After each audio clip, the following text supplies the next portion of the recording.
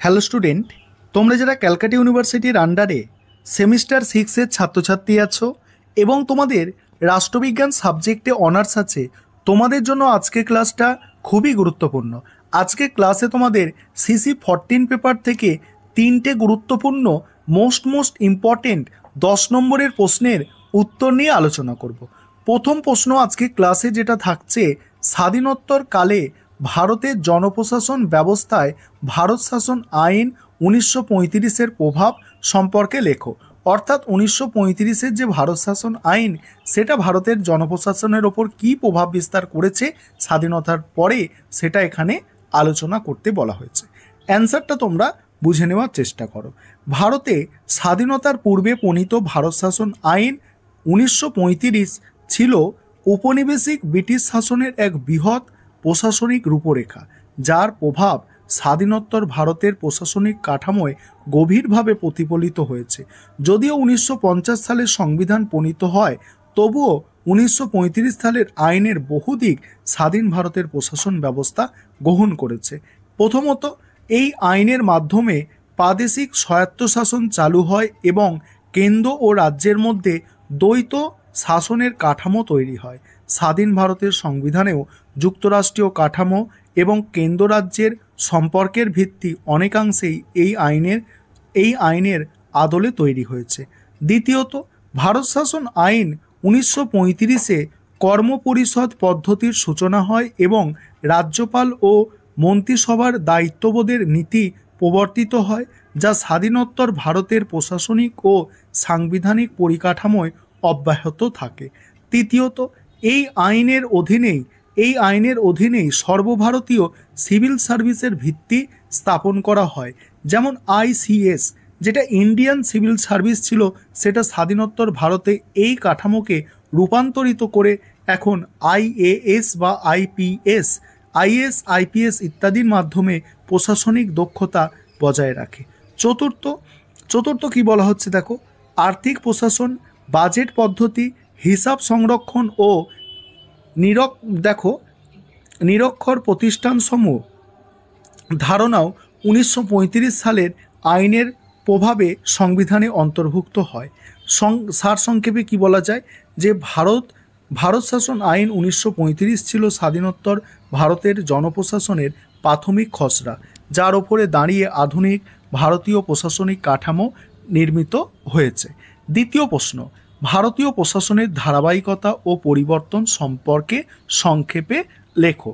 এই প্রশ্নের উত্তরটা দেখে নাও। তার আগে একটা বিষয় তোমাদের বলার আছে, তোমাদের জন্য অনলাইন কোচিং ক্লাস চলছে। তোমরা যদি এখনও কেউ পেড ব্যাচে অ্যাডমিশন নিতে ইচ্ছুক থাকো বা স্টাডি মেটেরিয়াল পারচেস করতে চাও, তা নিচে যে নম্বর দেখতে পাচ্ছ এই নম্বরে যোগাযোগ করে স্টাডি মেটেরিয়াল পারচেস করতে পারো বা পেড ব্যাচে অ্যাডমিশন নিতে পারো। আমাদের 4টে পেপারই করানো হয়।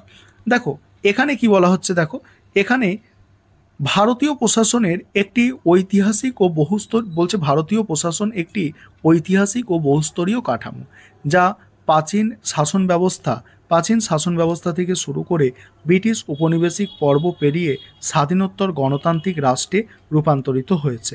এই রূপান্তর প্রক্রিয়া প্রশাসনে যেমন অনেক ক্ষেত্রেই ধারাবাহিকতা বজায় রেখে রয়েছে, তেমনি সময় উপযোগী পরিবর্তন ঘটাতে যা ভারতের সমাজ ও অর্থনীতিকে প্রভাবিত করছে। প্রথমত কি বলা হচ্ছে দেখো, প্রশাসনিক ধারাবাহিকতার দিকটি উল্লেখযোগ্য। ব্রিটিশ শাসন আমলে গঠিত ICS এর পরিবর্তে স্বাধীন ভারতে IAS, IPS প্রভৃতি সর্বভারতীয় সিভিল সার্ভিস চালু রাখা হয়, যার মাধ্যমে প্রশাসনিক দক্ষতা ও শৃঙ্খলা বজায় রাখা হয়। পাশাপাশি সচিবালয় পদ্ধতি,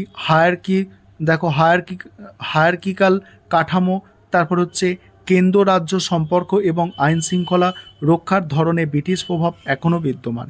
এমনকি ভারত শাসন আইন 1935-এর অনেক ধারা পরবর্তীকালে ভারতীয় সংবিধানে প্রতিফলিত হয়েছে। তারপরে কি বলা হচ্ছে দেখো, তবে স্বাধীনতার পরবর্তী ভারতের প্রশাসনে মৌলিক কিছু পরিবর্তন লক্ষণীয়। ব্রিটিশ আমলে শাসন কেন্দ্রিক প্রশাসন ধীরে ধীরে রূপান্তরিত হয়ে সেবামূলক প্রশাসনে পরিকল্পিত উন্নয়ন, পঞ্চায়েতি রাজ, বিকেন্দ্রীকরণের মাধ্যমে জন অংশগ্রহণের সুযোগ বৃদ্ধি পায়। এছাড়া প্রশাসনের স্বচ্ছতা, জবাবদিহিতা এবং গণতান্ত্রিক মূল্যবোধ সংযোজনের ফলে প্রশাসনিক চরিত্রে এক নতুন দৃষ্টিভঙ্গি গড়ে ওঠে। পরিশেষে বলা যায়, ভারতীয় প্রশাসন একদিকে ঐতিহাসিক অভিজ্ঞতার ধারাবাহিকতা বজায় রেখেছে, অন্যদিকে সময় ও সমাজের প্রয়োজন অনুযায়ী পরিবর্তনের মাধ্যমে নিজেকে আধুনিক ও জনমুখী করে তুলেছে। আর আজকে ক্লাস পরের প্রশ্ন অর্থাৎ শেষ প্রশ্ন আছে, কেন্দ্রীয় সচিবালয়ের গঠন ও কার্যাবলী সম্পর্কে একটি টিকা লেখো। কেন্দ্রীয় সচিবালয় হল ভারতের কেন্দ্রীয় সরকারের প্রশাসনিক কাঠামোর প্রধান স্তম্ভ। এটি মূলত দিল্লিতে অবস্থিত এবং প্রধানমন্ত্রীর নেতৃত্বে বিভিন্ন মন্ত্রণালয় ও বিচার বিভাগ সমূহকে নিয়ে গঠিত। কেন্দ্রীয় সচিবালয়ের মুখ্য লক্ষ্য হল নীতি নির্ধারণ, প্রশাসনিক পরিকল্পনা এবং সরকারের দৈনন্দিন কাজকর্ম পরিচালনা করা। গঠনে কি বলা হচ্ছে দেখো, কেন্দ্রীয় সচিবালয় মূলত বিভিন্ন মন্ত্রণালয় এবং বিভাগ নিয়ে গঠিত। প্রতিটি মন্ত্রণালয়ের শীর্ষে থাকেন একজন মন্ত্রী, যিনি রাজনৈতিক দায়িত্বে নিয়োজিত। মন্ত্রীর অধীনে থাকে একজন সচিব, যিনি একজন আইএএস অফিসার এবং প্রশাসনিক প্রধান হিসাবে কাজ করে। সচিব ছাড়াও যুগ্ম সচিব, উপসচিব, সরকারি সচিব ও অন্যান্য কর্মকর্তারা প্রশাসনিক কাঠামোয় যুক্ত থাকেন। কার্যাবলী, কেন্দ্রীয় সচিবালয়ের মূল কাজ হল সরকারের নীতি প্রণয়ন এবং সেই নীতি বাস্তবায়নের সহায়তা প্রদান। এটি বিভিন্ন মন্ত্রণালয়ের মধ্যে সমন্বয় সাধন করে, রাষ্ট্রপতির সিদ্ধান্ত কার্যকর করে এবং সংসদীয় কমিটির সঙ্গে সম্পর্ক রক্ষা করে।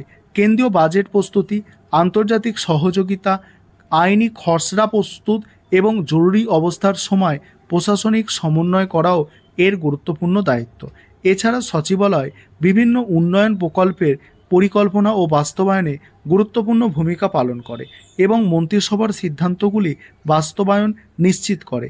পরিশেষে বলা যায়, কেন্দ্রীয় সচিবালয় প্রশাসনিক দক্ষতা ও নীতি নির্ধারণ কার্যকর বাস্তবায়নে কেন্দ্রীয় স্তম্ভ, যা সমগ্র দেশের শাসন কাঠামোকে সুসংগঠিত ও কার্যকর রাখে। এই ছিল তোমাদের আজকে গুরুত্বপূর্ণ 3টি 10 নম্বরের প্রশ্নের উত্তর।